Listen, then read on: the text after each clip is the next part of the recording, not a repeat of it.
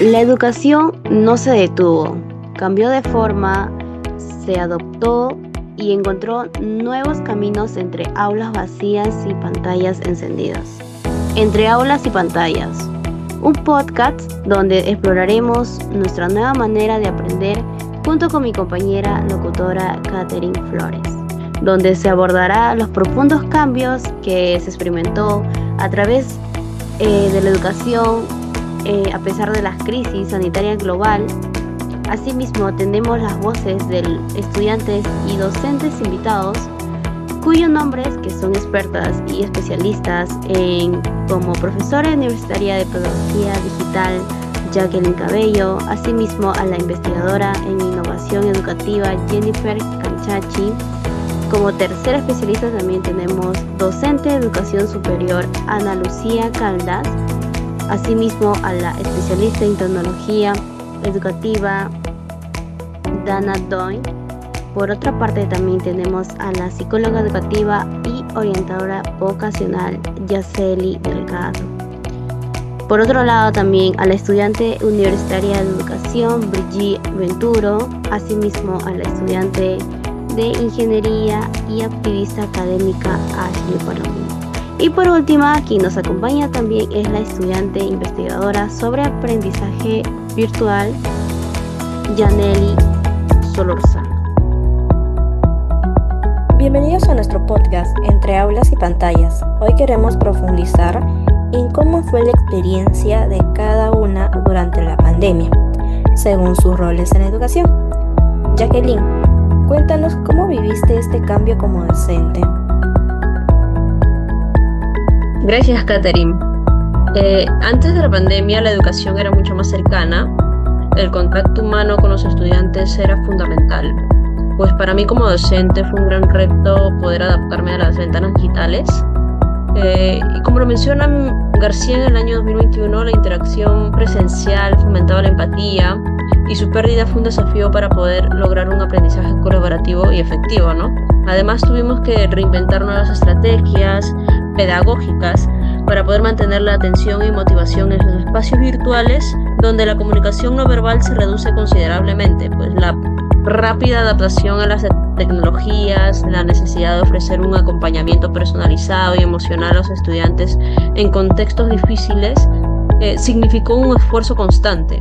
Y este proceso nos enseñó también la importancia de ser flexibles y creativos, ¿no? Para poder responder a las necesidades diversas de nuestros alumnos ante la incertidumbre y el aislamiento. ¡Wow! Eso suena muy intenso. Y Jennifer, ¿cómo fue para ti como investigadora el paso a las clases virtuales?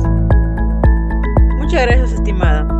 Al mirar atrás me doy cuenta que hemos crecido desde esos primeros momentos llenos de confusión y nervios. Recuerdo cuando intentaba conectarme en las clases virtuales y todo parecía muy difícil. Sentía mucha frustración al no poder comprender cómo usar las plataformas. Sin embargo, con el tiempo he descubierto que estos desafíos me ayudaron a poder fortalecer mi paciencia y mi poder tener también la capacidad de adaptarme, ¿no?, a esta virtualidad. Y como menciona López y Rivas, el aprendizaje autónomo no solamente ha surgido desde la comodidad, sino también de la necesidad de poder superarnos a sí mismos. Hoy valoro esta etapa porque me enseñó a confiar en mí, en mis propias capacidades y buscar soluciones por mí mismo. Gracias, Jennifer, por tu aporte. Suena muy interesante el cómo aprendimos a independizarnos con ayuda de la tecnología. Ana Lucía, tú también eres docente. ¿Puedes comentarnos qué destacas de esta experiencia? Bueno, en mi opinión, creo que la pandemia nos enseñó a mirar la escuela desde otra perspectiva. Más allá de los aprendizajes académicos, se convirtió en un espacio profundamente humano y emocional. Durante este tiempo tan complicado, los estudiantes no solo necesitaban clases o tareas, sino comprensión y cercanía. Como menciona Herrera, en el año 2023, muchos encontraron en sus profesores un apoyo psicológico y alguien que los acompañaba cuando el miedo y incertidumbre estaban en todas partes. Bueno, desde mi experiencia como docente, fue un reto enorme, pero también una oportunidad para fortalecer los lazos con mis estudiantes. Aprendí que enseñar no se trata solo de transmitir conocimientos, sino también de estar presentes emocionalmente, de escucharlos, de brindar un poco de calma en medio del caos. Creo que ese periodo nos recordó que la educación tiene un poder transformador, no solo en lo académico, sino en lo humano. Y el día de hoy valoro mucho más cada conversación con mis alumnos, cada momento en el aula, porque entendí que detrás de cada estudiante siempre hay una historia, una emoción y una necesidad de sentirse acompañado. Eso es muy cierto, ¿no? No solamente estar conectados, pues no tanto el aprendizaje, sino también aborda tanto el estado emocional, las nuevas adaptaciones en las que se ha tenido que tomar muy rígido, ¿no? Bueno, por otro lado, Dana, desde tu experiencia, ¿qué aspectos resaltan en la adaptación del docente? Sin duda, Sayuri, uno de los aspectos más notables fue la resiliencia. Creo que esa palabra resume perfectamente lo que vivimos. Muchos docentes se vieron obligados a salir de su zona de confort y pasaron de la enseñanza tradicional al entorno digital prácticamente de un día para otro. Y eso demandó no solo nuevas habilidades técnicas, sino también una gran dosis de creatividad y compromiso. Vi a colegas que, sin tener formación tecnológica previa, se animaron a explorar plataformas, diseñar materiales interactivos y usar herramientas que antes ni se imaginaban. Esto lo confirma lo que Pérez en 2020 señala, que en tiempos de crisis la innovación y la flexibilidad se vuelve esencial. La pandemia fue un catalizador que nos obligó a repensar la educación, a entender que no se trata solo de usar tecnología, sino de adaptarla pedagógicamente para que realmente potencie el aprendizaje. Muy cierto, Dana, concuerdo contigo. Yaceli, tú que vienes del campo de la psicología, ¿cómo viviste el regreso a la presencialidad y qué observaste en los estudiantes desde tu especialidad? Bueno, fue un reencuentro muy emocional, Catherine, ya que volver al aula no solo significó adaptarse a una rutina diferente, sino también a reencontrarse con emociones que habían estado contenidas por mucho tiempo, como la ansiedad, el miedo al contacto y la necesidad de pertenecer otra vez a un grupo. Desde la psicología, notamos que muchos estudiantes desarrollaron una especie de fatiga emocional digital. Habían aprendido a convivir con una pantalla, pero no sabían cómo volver a mirar a los demás a los ojos. Es verdad, doctora Yaceli, se sintió esa mezcla de alegría y tensión en muchos espacios. Sí, claro, y todo esto debido a la pandemia, ¿no? Ya que transformó profundamente nuestra manera de entender el aprendizaje, especialmente desde el enfoque psicológico, ya que en vez de centrarnos únicamente en la memorización, ahora se buscaba que lo aprendido se conecte con la vida real y el bienestar personal, fortaleciendo habilidades para afrontar el desafío y gestionar nuestro propio estrés. La virtualidad abrió nuevas puertas para integrar la educación con el cuidado psicológico y un aprendizaje más integral, viéndolo desde un punto más bueno, ¿no?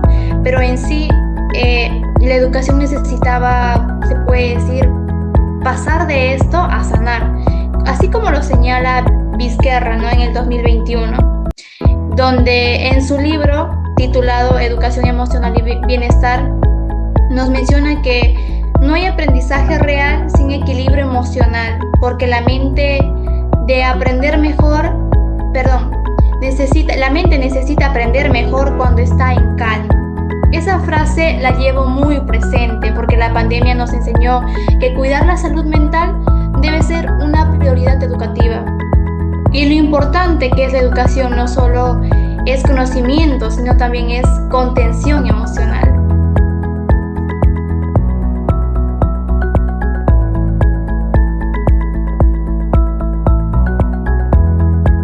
interesante lo que mencionas. Es realmente muy impresionante lo que se ha vivido durante la pandemia. Brigitte, mencionaste un punto importante sobre la desigualdad. ¿A qué te refieres? Claro, así es. Pero bueno, no podemos olvidar que la gran desigualdad que reveló la pandemia, mencionando acá la UNESCO en el 2021, señala que millones de niños y niñas, sobre todo en zonas más afectadas que son rurales, quedaron fuera del sistema educativo, tanto así por la falta de conectividad, los recursos tecnológicos. Por ello también no solo es mostrar una brecha digital, sino que también una brecha de oportunidades. A veces hablamos del derecho a la educación como algo garantizado, pero la realidad es que no todos pueden ejercer igualdad de condiciones, ¿no? En diferentes tipos de familia o clases, pero de igual manera, yo como estudiante de educación pienso que en este tipo de tema debemos de mirar con más compromiso, ¿no? Ponerle a este tema que es importante en la educación. Tenemos que pensar en la equidad, en el acceso a buscar soluciones reales para que pueda ser de suma ayuda, para que ningún estudiante quede atrás, sin importar dónde viva o la situación económica de su familia. Porque al final, invertir en educación es sembrar esperanza, y la esperanza en un futuro mejor, más justo, más humano y con más oportunidades para todos. Muchas gracias, Brigitte. Estos puntos mencionados son de suma importancia que queden muy claros para todos los oyentes. Ashely,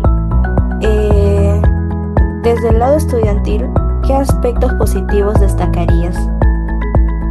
Sí, claro, puedo decir que a pesar de las dificultades, considero que la virtualidad nos permitió seguir a los estudiantes desde lugares remotos, permitiendo que la enseñanza llegara a lugares muy lejanos. Además, valoramos mucho la creatividad digital de los docentes. Esta situación no solo nos dio la oportunidad, sino que despertó interés en descubrir nuevas plataformas virtuales que me ayudan en el desarrollo estudiantil. Asimismo, también me permiten tener la interacción y la adquisición de nuevos conocimientos tecnológicos. Es por ello que como estudiante los invito a poder conocer un poco más de ello. Muy interesante lo que mencionas. Por otro lado, Yanela, ¿cómo ves la educación actual post pandemia? Muchas gracias, Sayuri. Tomo la palabra. Exacto, la pregunta le dice la pospandemia. Ahora en la educación híbrida combinamos lo mejor de ambos mundos. Por un lado, contamos con la tecnología como aliada, plataformas virtuales, recursos digitales, interactivos y herramientas de comunicación instantánea que facilita el acceso al conocimiento desde cualquier lugar. Por otro lado, valoramos más que nunca el contacto humano, la interacción directa entre docentes y estudiantes y la construcción de vínculos emocionales que fomentan la motivación y el sentido de permanencia. Mira, Martínez nos confirma en el 2024, la educación post-pandemia no puede definirse únicamente como digital ni presencial. Debe entenderse como humana, flexible y emocional. ¿Esto qué significa? Que a los entornos del aprendizaje no solo transmite información, sino que también busca entender las necesidades emocionales, sociales y evidencial de cada estudiante, de cada uno de ellos. La educación híbrida permite personalizar la experiencia de aprendizaje, integrando la tecnología de manera estratégica sin perder la componente efectiva, colaborativo y social, que caracteriza y señaliza la calidad. Además, fomenta componentes como la autonomía, la responsabilidad, la adaptabilidad, preparando a los estudiantes para un mundo exigente, habilidades, tanto como técnicas y socioemocionales, para que tenga un futuro brillante más adelante. Gracias.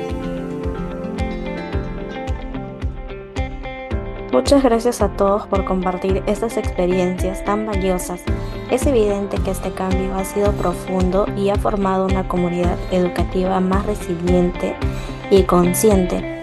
Despedimos este viaje de reflexiones, pero la conversación sobre la educación, como la vida, nunca se detiene.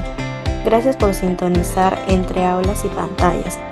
Que la luz de las aulas, que nos recuerda el valor del encuentro humano y el brillo de las pantallas, nos impulse hacia el infinito del conocimiento e iluminen siempre su camino. Sigamos construyendo juntos este futuro educativo, porque aprender es el acto más valiente. Hasta el próximo encuentro y que el conocimiento nos siga uniendo.